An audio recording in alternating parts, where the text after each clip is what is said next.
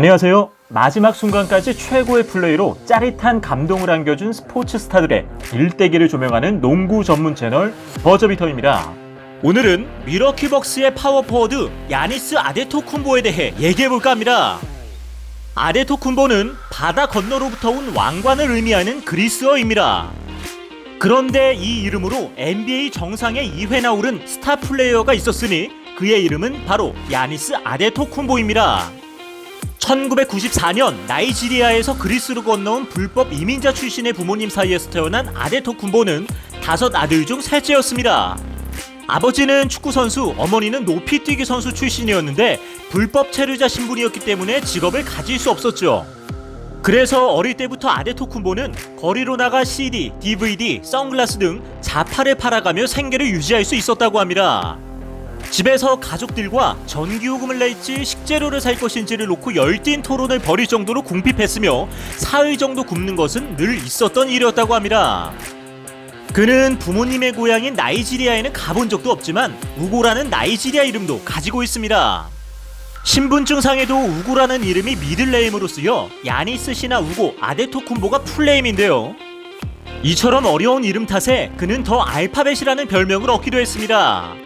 성씨인 아데토쿤보는 요르바어로 아데토쿤보라고 적지만 이것이 그리스어로 옮겨지면서 안테토쿤보라는 난해하기 짝이 없는 스펠링으로 적혔다고 합니다. 그의 이름을 어떻게 부를지에 대해 심지어 ESPN에서 인터뷰까지 진행한 적이 있는데요. 이때 그는 나이지리아식으로는 아데토쿤보, 그리스식으로는 안테토쿤보라고 밝히며 편한 대로 불러달라고 했죠. 그리하여 현재 이름인 아데토쿤보로 불리고 있습니다. 아데토쿤보는 13살 때부터 농구를 시작해 2012년 그리스의 필라틀리티 코스에 입단했습니다. 당시 그의 경기력이 유튜브들의 입소문으로 인해 퍼져나가면서 NBA 구단들의 스카우터들도 관심을 가지게 되었죠. 시카고 에이전트 사리시스는 아테네까지 직접 방문해 관전하기도 했다고 합니다. 부모님이 미국으로 건너오기 전인 18살 때까지 그는 혼자서 선수 생활을 하며 지냈는데요.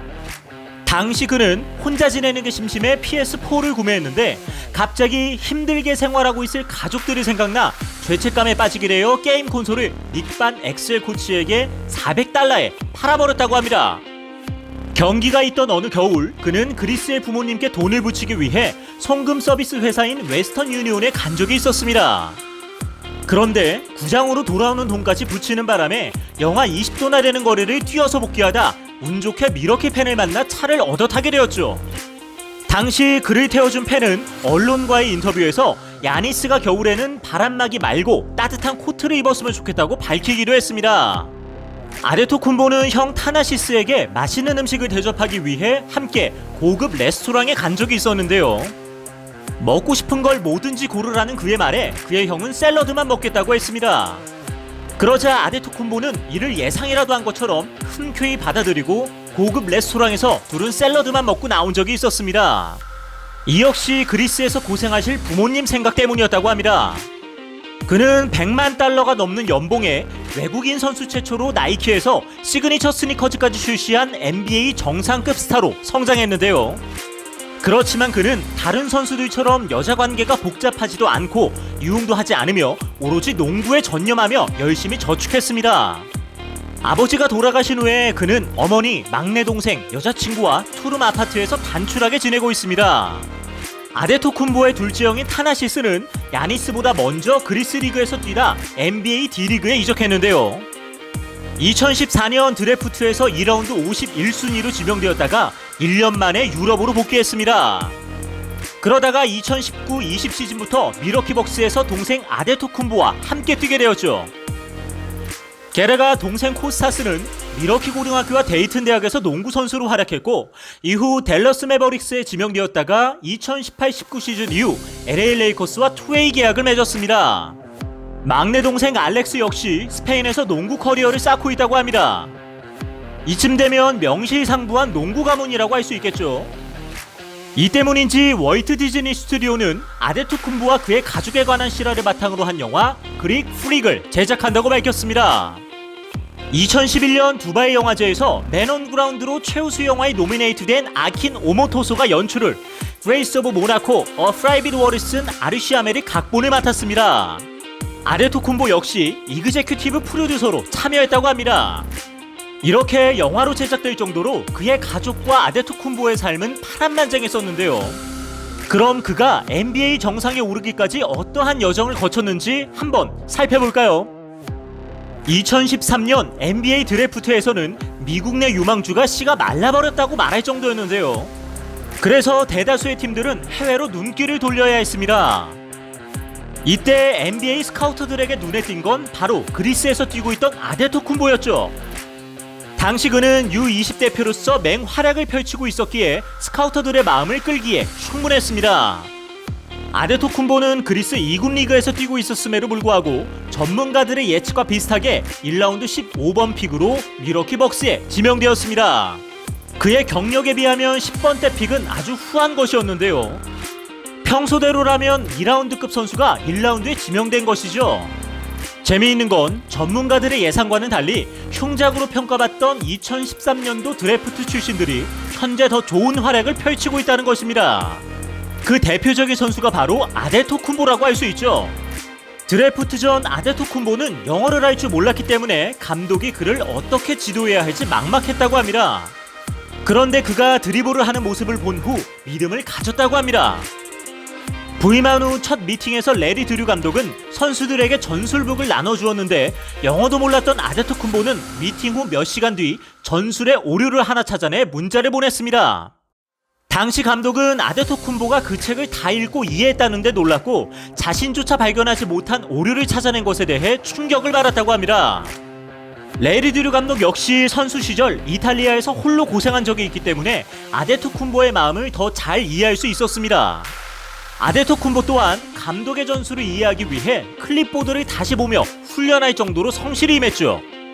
그 덕분인지 밀워키에 입단한 후에도 그의 키는 계속 자랐습니다. 하지만 루키 시즌 성적은 평균 6.8득점, 4.4 리바운드, 1.9 어시스트로 여전히 미완성된 모습을 보였습니다. 2014-15 시즌에는 제이슨 키드가 새로운 감독으로 부임해 아데토쿤보의 성장을 도왔는데요.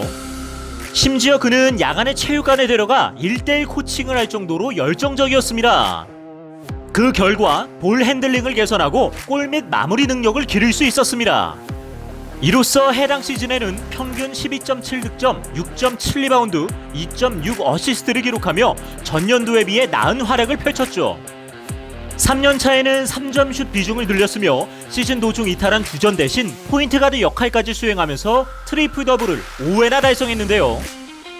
해당 시즌에는 평균 16.9득점, 7.7 리바운드, 4.3 어시스트를 기록하며 팀을 이끌 정도로 기량이 향상되었습니다.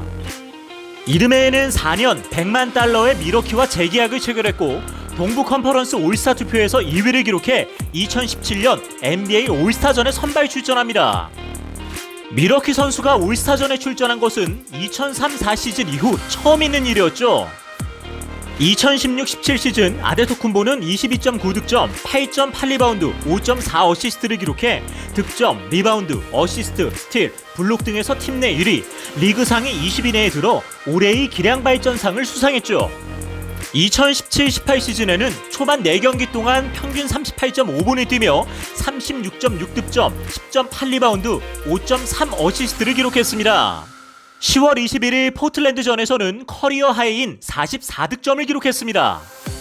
2018년 1월 26일에는 브루클린을 상대로 41득점, 13 리바운드, 7 어시스트, 2블록을 기록하며 맹활약을 펼쳤죠. 하지만 개인적 성과와는 달리 팀 성적이 5할을 넘지 못해 결국 제이슨 키드 감독이 경질되고 맙니다. 2018-19 시즌에는 27.7득점, 12.5 리바운드, 5.9 어시스트, 1.3 스틸, 1.5 블럭을 달성해 팀을 리그 1위로 끌어올렸을 뿐만 아니라 무려 18년 만에 컨퍼런스 파이널까지 진출합니다.